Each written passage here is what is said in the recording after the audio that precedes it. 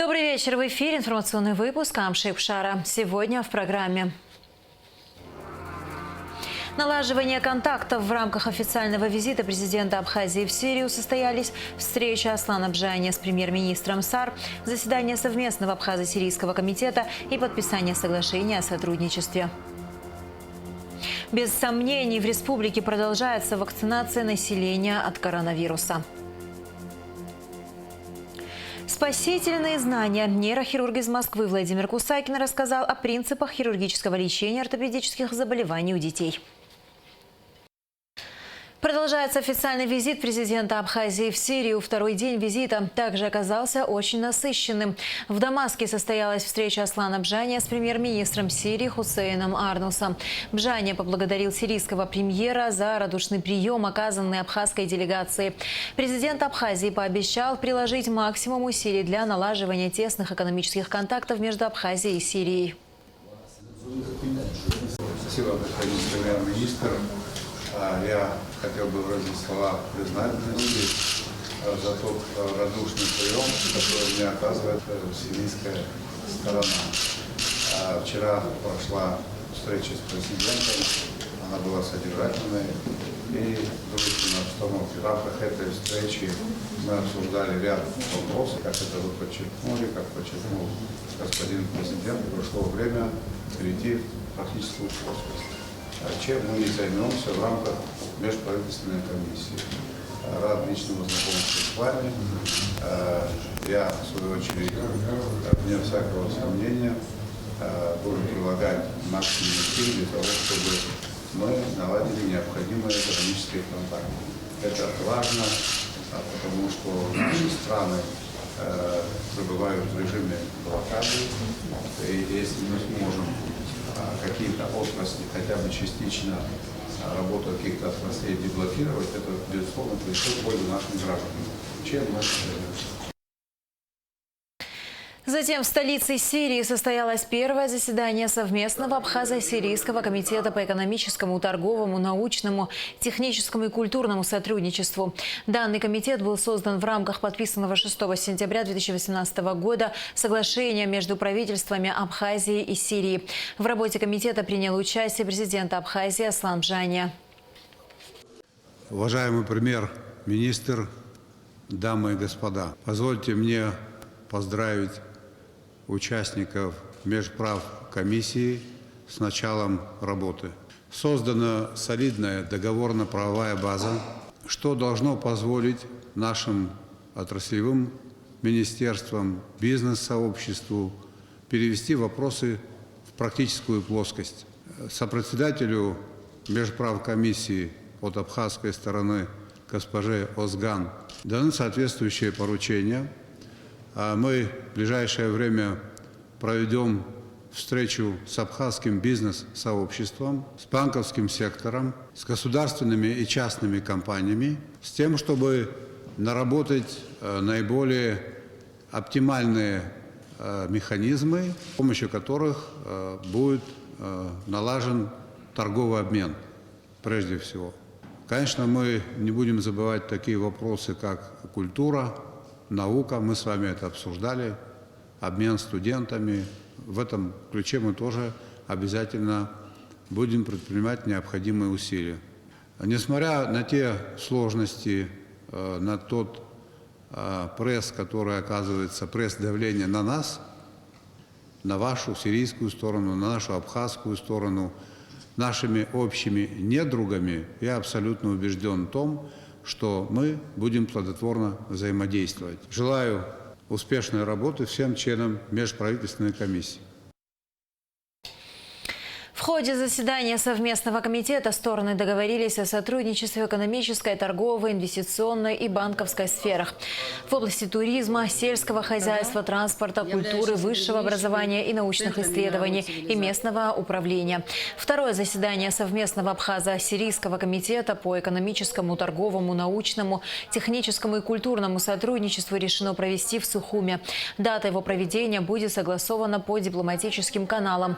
Сирийская сторона пригласила пригласила абхазских гостей принять участие в следующей международной дамасской выставке. В свою очередь, абхазская сторона пригласила Сирию принять участие в абхазо-российском деловом форуме, который пройдет в Сухуме в этом году. По завершении работы совместного абхазо-сирийского комитета были подписаны 2 соглашения между Министерствами транспорта Сирии и экономики Абхазии о сотрудничестве между портами и соглашение о сотрудничестве в области туризма.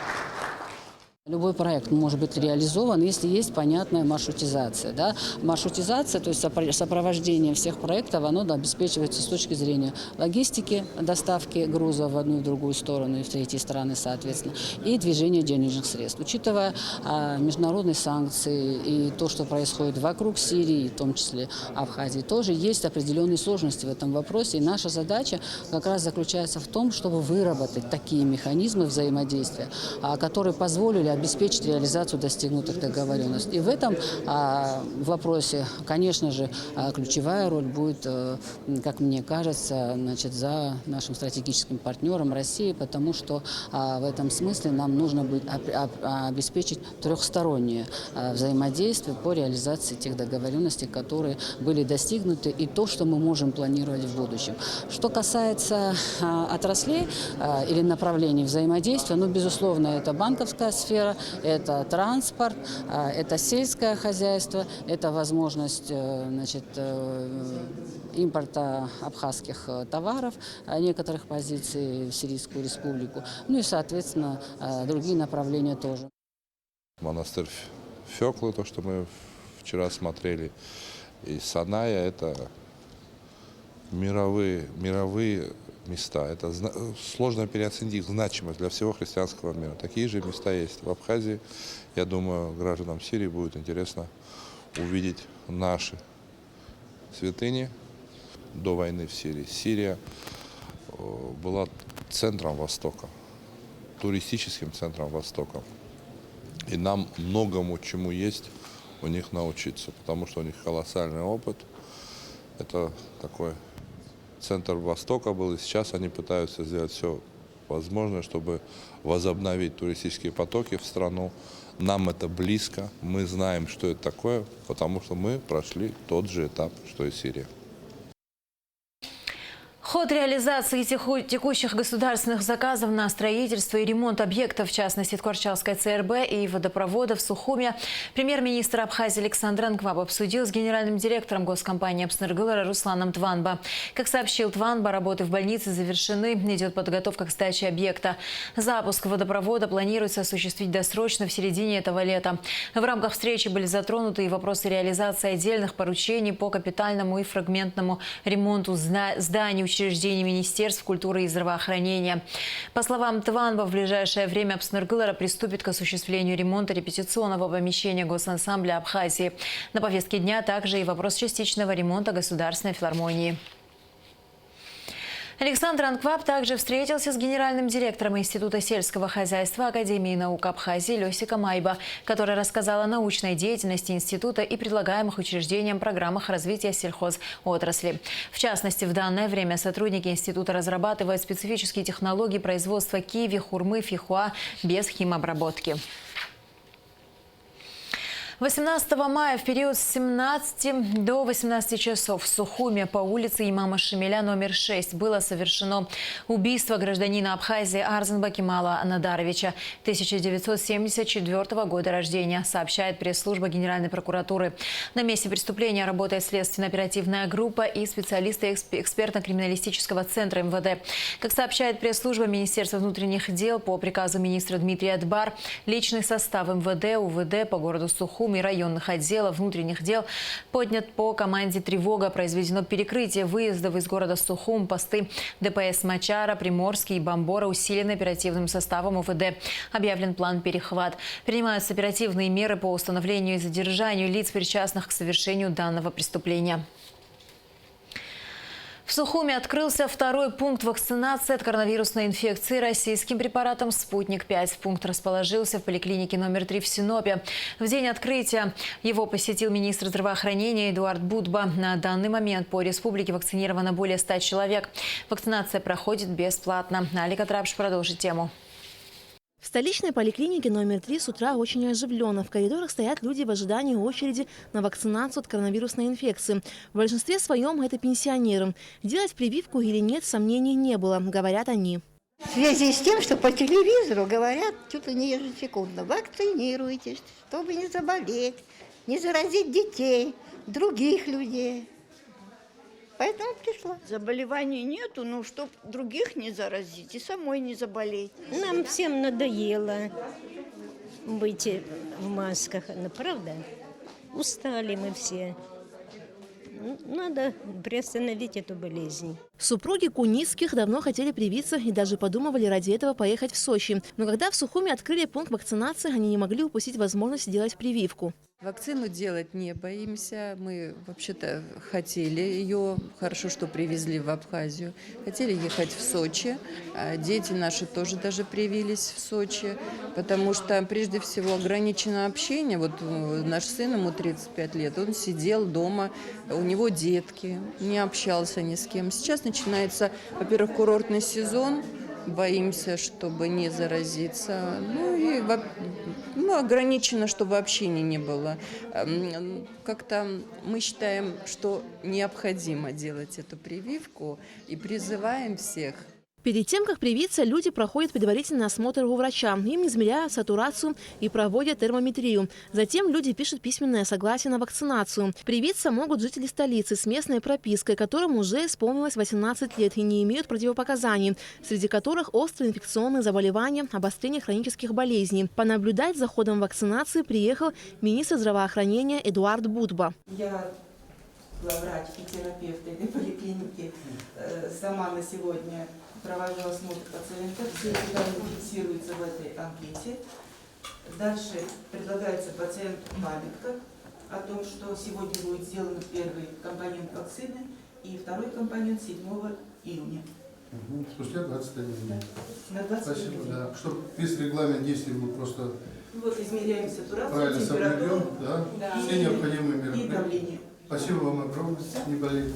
Также министр осмотрел все кабинеты, пообщался с сотрудниками поликлиники. В интервью журналистам Эдуард Будба отметил, что вакцинация проходит в запланированном порядке. В первую очередь вакцинируют медицинских работников, уже затем работников социальной сферы и всех желающих. Посмотрели готовность, посмотрели, как люди работают, посмотрели, как условия хранения, логистики и так далее. Все эти параметры будут соблюдены, я вас очень уверяю.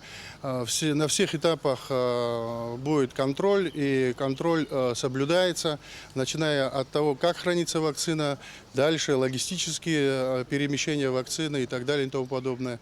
Все мероприятия по вакцинации, они проходят строго в соответствии с перечнем. Вакцину «Спутник Ви» привозят непосредственно перед введением в специальной холодильной камере и исключительно на определенное количество людей, которые предварительно записались на вакцинацию. В первый же день открытия пункта в столичной поликлинике номер 3 на прививку записаны 15 человек. Вакцина прошла испытания, и она доказала свою эффективность и безопасность. В принципе, вся платформа этой вакцины взята с предыдущей вакцины.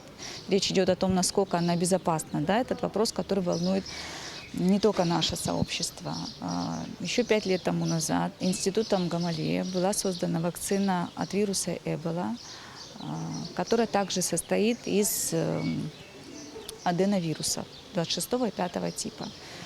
В случае создания вакцины от COVID-19 вся платформа была взята с предыдущей вакцины, которая уже 5 лет используется здравоохранением России, и не только России, в качестве вакцины от вируса Эбола.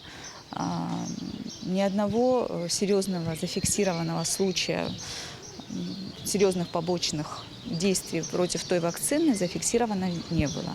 В связи с этим мы надеемся, что и вакцина от «Спутник», значит, гамковид, также не будет иметь серьезных побочных эффектов, помимо тех, которые зарегистрированы и обозначены в самой инструкции.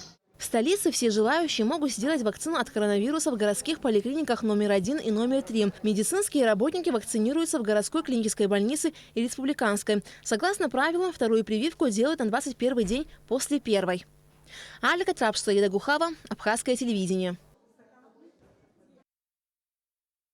Согласно распоряжению президента Абхазии Аслана Бжаня, большинство ранее действовавших в республике антиковидных мер сняты. Однако ограничения в школах пока сохраняются. Среди педагогов и учащихся республики наблюдается немало заболевших, более 30 учителей и порядка 50 детей. Кроме того, в школах продолжают действовать установленные санитарно-эпидемиологические правила. Пока есть риск, особенно в больших школах мы это наблюдаем в городе Сухум. Поэтому рано говорить о том, чтобы их сразу приостановить, оно будет поэтапно. Вот это все в координации с главным санитарным врачом Республики Абхазия, Министерством здравоохранения. Сейчас нам Министерство здравоохранения предоставило возможность вакцинировать педагогов. И исходя из того количества, которое у нас есть, да, оно ограничено, мы, соответственно, призываем педагогов обратиться в районный отдел образования и заявить о своем желании провакцинироваться. И мы такую возможность совместно с Министерством здравоохранения предоставим.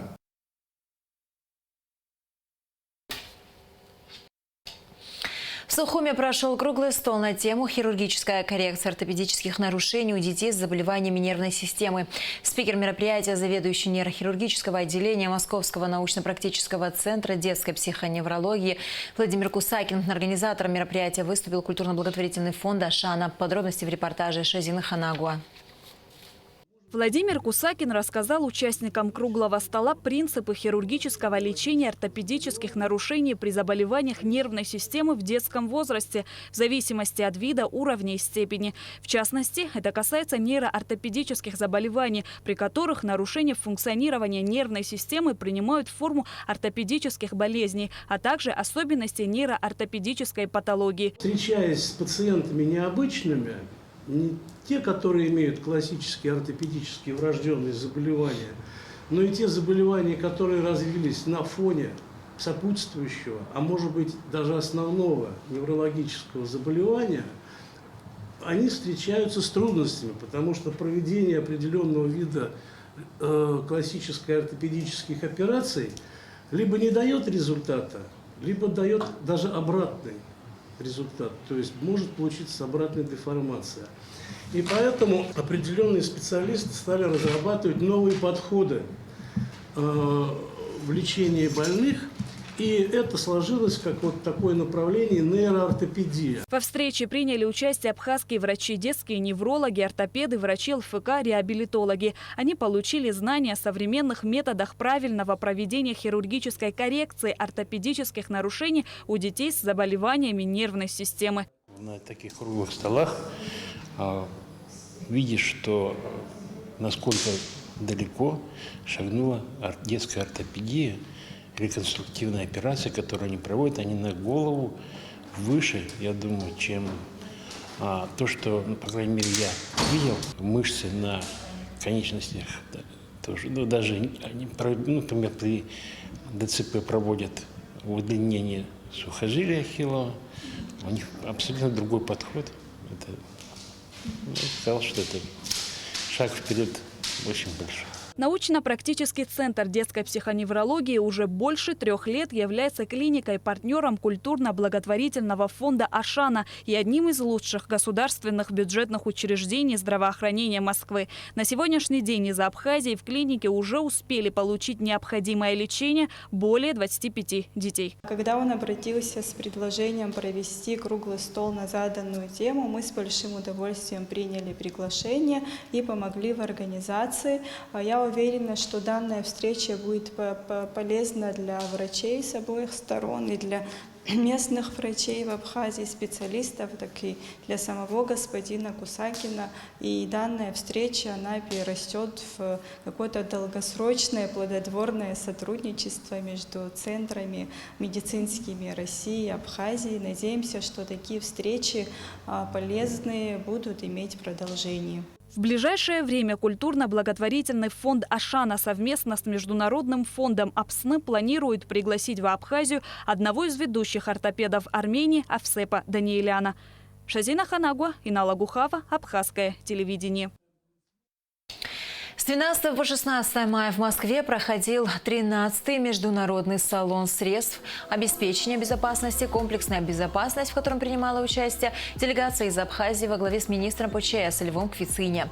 На полях салона прошла рабочая встреча Льва Квициня с заместителем Министерства Российской Федерации по делам гражданской обороны, чрезвычайным ситуациям и ликвидации последствий стихийных бедствий Ильей Денисовым. Обсуждались вопросы взаимодействия спасательных ведомств двух стран. В частности, затрагивался вопрос о максимально упрощенном пересечении государственной границы по реке Псо спецтехника МЧС России в случае ликвидации ЧС на территории Абхазии. Также МЧС России и Республики Абхазия намерены подписать протокол к основному соглашению о сотрудничестве в области предупреждения чрезвычайных ситуаций. Глава спасательного ведомства Абхазии проинформировал своего российского коллегу о ходе поисково-спасательной операции в верховьях реки Гумиста, где абхазские спасатели ведут поиски российского туриста. Также глава спасательного ведомства передал российским коллегам официальное приглашение принять участие в праздновании 15-летия МЧС Абхазии. Конкретные шаги по реализации предварительных межведомственных договоренностей Лев Квициня также обсудил на встрече с представителями Департамента по международной деятельности МЧС России. В Абхазском государственном университете чествовали студентов-призеров 6-й международной научной студенческой олимпиады по истории экономических учений. 14 мая в финансовом университете при правительстве России состоялся заключительный этап этого соревнования. Команда экономического факультета АГУ принимает активное участие в олимпиаде с 2016 года. Она традиционно выходит в финал и занимает призовые места, а капитаны команды 3 года подряд признаются лучшими. И этот год не стал исключением. Команда экономического факультета заняла 3-е место. Им вручили кубок и грамоты за достижение высоких результатов. Хотел бы поблагодарить в первую очередь команду за успешное выступление. Но, как вы поняли, есть выше возможности, и надо эти возможности использовать. Отдельно хотел бы поблагодарить Олега Алексеевича за оказанную помощь, Кристину Константиновну, Министерство иностранных дел. Оно в этом году нам очень помогло в определенных вопросах. И хотел бы выразить благодарность организаторам этой Олимпиады. Вы все видели, присутствовали и к вам подходили авторы учебников, по которым вы занимались. Это тоже такой хороший момент. Приятно увидеть и услышать из их уст слова признательности, которые они выразили в ваш адрес. Всем успехов. Думаю, что в будущем нам надо занимать уже 2-е место. Хватит 3-е место. На протяжении 6 лет наша команда, то есть команда экономического факультета Абхазского государственного университета, традиционно уже занимает призовые места. Мы никогда не опускались ниже 3-го места. Ряд лет мы делили призовое место с такими ведущими вузами Российской Федерации, как Московский государственный университет. Поэтому традиция уже добрая, сложившаяся, и это свидетельствует о том, что команда экономического факультета Абхазского госуниверситета довольно-таки хорошо подготовлена и демонстрирует высокий уровень своего образования, да, который нам удается достичь. Процесс подготовки к Олимпиаде, он достаточно сложный, длительный. Это большое количество литературы, которую приходится осваивать на протяжении небольшого периода времени, потому что каждый год команда обновляется, да, то есть ребята заканчивают университет, в команду приходят новые студенты, и, соответственно, они осваивают материал по-новому. Подготовка интенсивная, очень сложная. Университет, который я представляю, это финансовый университет при правительстве Российской Федерации. В этом университете, в соответствии с нашим, между прочим, договором о сотрудничестве между Абхазским госуниверситетом, финансовым университетом, мы провели еще одно совместное мероприятие. Первое лицо университета, на мой взгляд, во многом предопределяет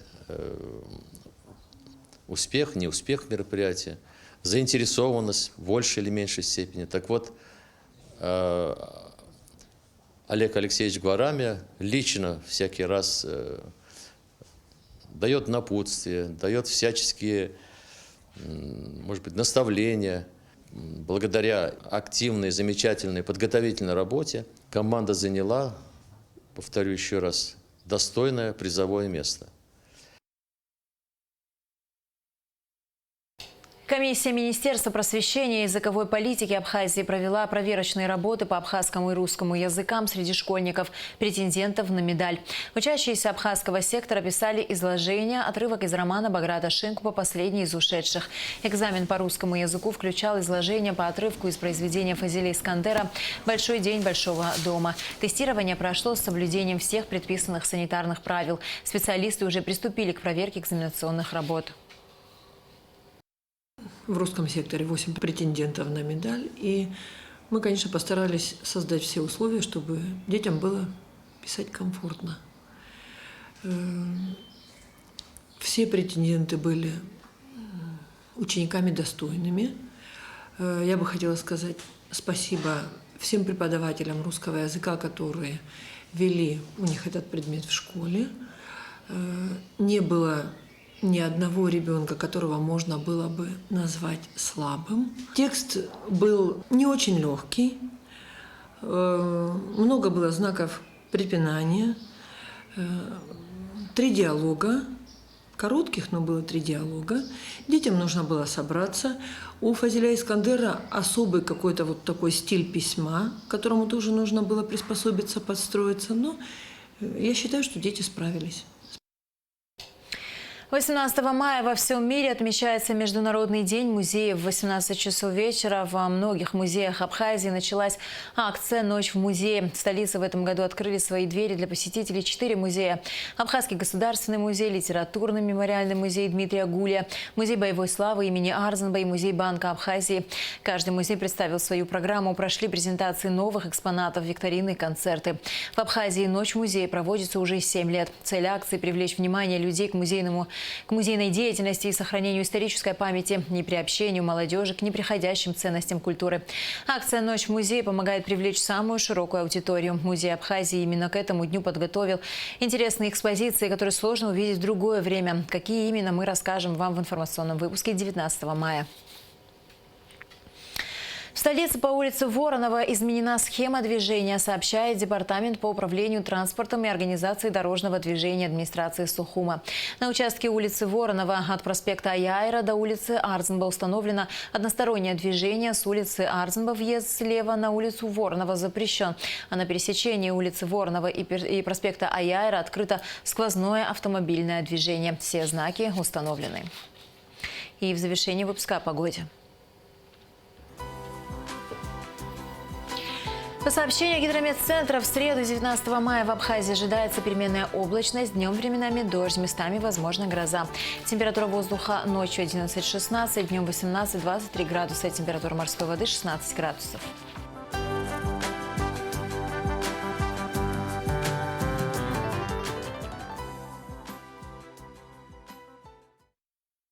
На этом наш выпуск завершен. До скорых встреч в эфире.